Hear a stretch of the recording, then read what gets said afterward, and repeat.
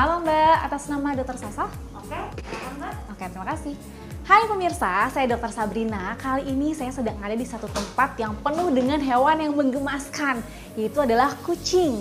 Nah, kucing ini jadi salah satu hewan favorit bagi para pencinta binatang. Kali ini saya akan berbincang dengan Dr. Adriansyah Bahar, Magister Kesehatan Masyarakat, tentang bagaimana cara kita memelihara binatang namun tetap dapat terhindar dari resiko penyakit yang dapat ditularkan melalui hewan.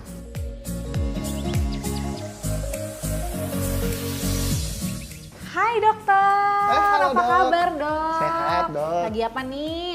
Lagi liatin kucing nih. Dokter suka kucing juga? Suka, Dok. Wah, kucing ini salah satu hewan peliharaan favorit ya dok ya. Iya, Selain benar. yang lain ada anjing, sekarang bahkan ada kayak musang, sugar glider, banyak hewan peliharaan ya dok ya. Benar, Dok. Ngomong-ngomong nih dok, manfaatnya apa sih dok?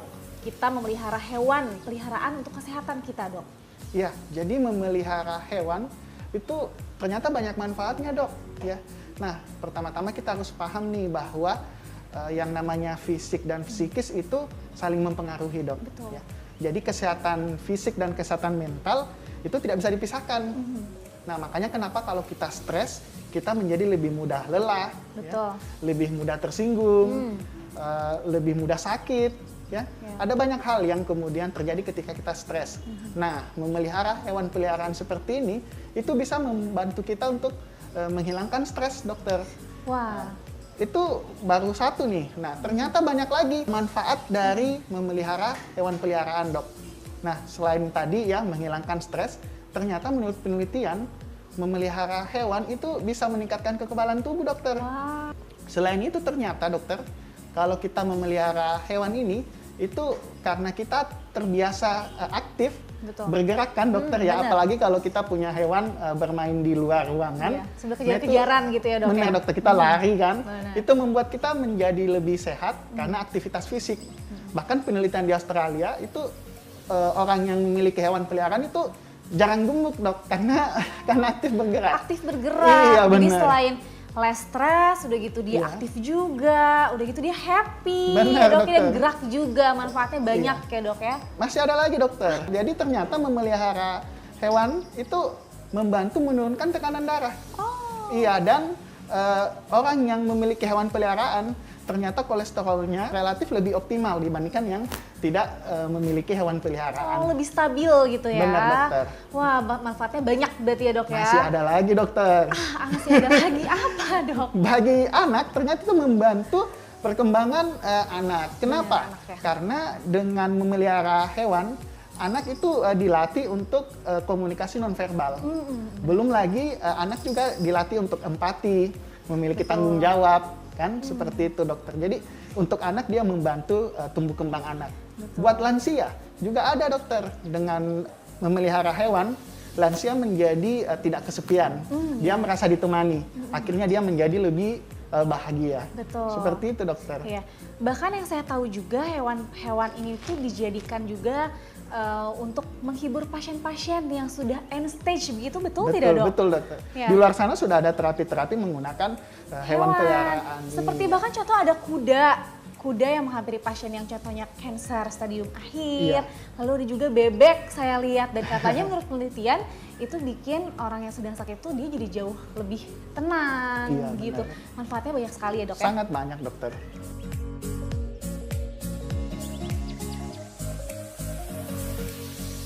Dokter, ngomong-ngomong peliharaan nih, Iya, dokter. sebenarnya hewan apa aja sih dok yang bisa dipelihara dan aman untuk dipelihara dok? Iya, jadi sebenarnya ada banyak hewan ya, jenis hewan yang bisa dipelihara. Tapi tentu kita merekomendasikan hewan-hewan yang ramah dengan anak. Jadi lebih aman.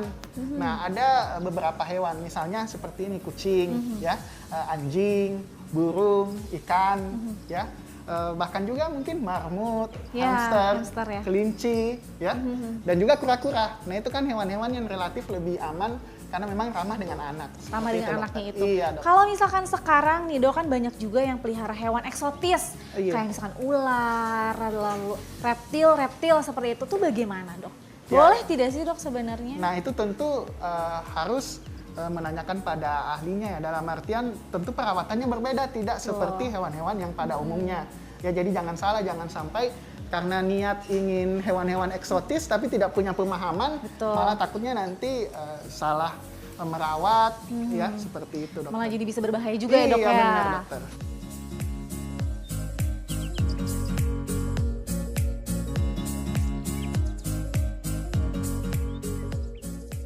Selanjutnya nih tentang penyakit dok. Penyakit apa saja yang dapat ditularkan lewat hewan peliharaan ke manusia nih dok?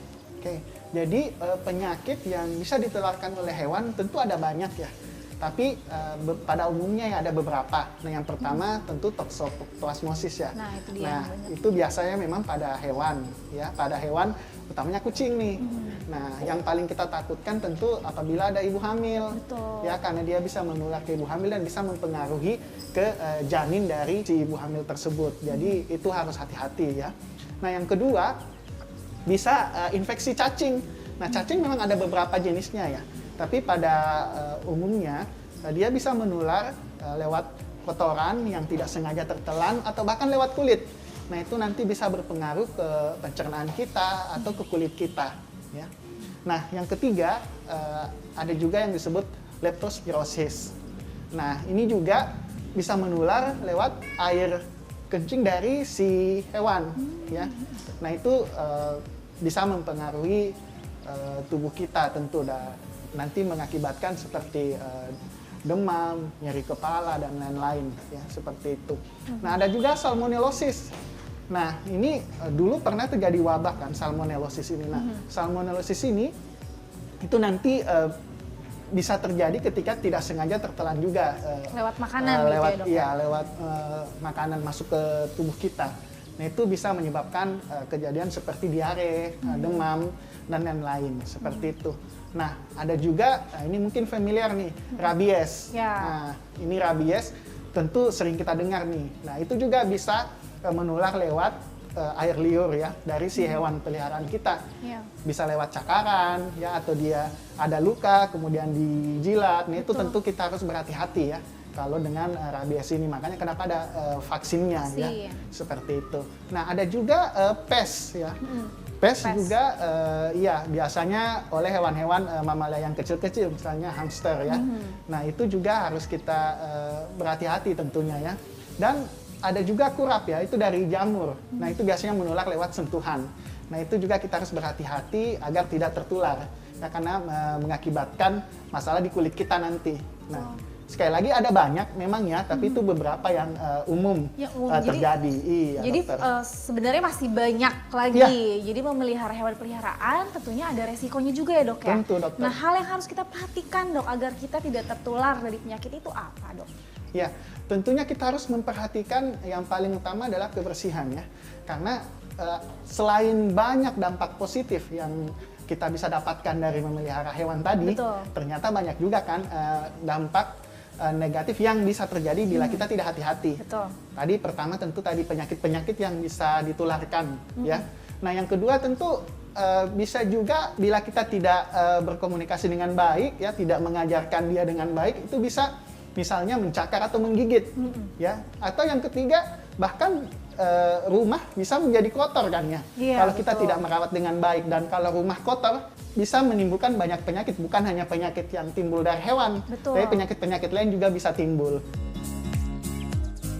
Dokter tips nih Ya. dok untuk masyarakat yang suka memelihara hewan peliharaan agar tetap dapat terhindar dari resiko penyakit yang tadi sudah kita bahas dok. Apa aja Ya. yang harus kita lakukan? Ya, jadi dalam memelihara hewan ya, kita tentu harus memperhatikan beberapa hal.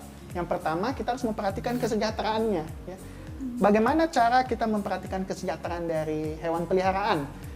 Kita harus memastikan bahwa hewan tersebut yang pertama dia bebas dari rasa lapar dan haus ya. Yang kedua, dia bebas dari rasa nyeri ya. Yang ketiga, dia bebas dari rasa stres yang berkepanjangan ya. Dan juga dia harus bebas untuk berekspresi. Ya. Nah, hewan peliharaan kita harus memastikan hal-hal tersebut. Nah, selain itu tentu ada hal-hal lain yang harus kita pastikan ya. Yang pertama, kita harus memastikan memenuhi kebutuhan mereka ya. Kebutuhannya apa? Kebutuhannya adalah makanan, minuman, dan tentu kandang ya. Tapi bukan berarti mereka harus berada di kandang secara terus-menerus.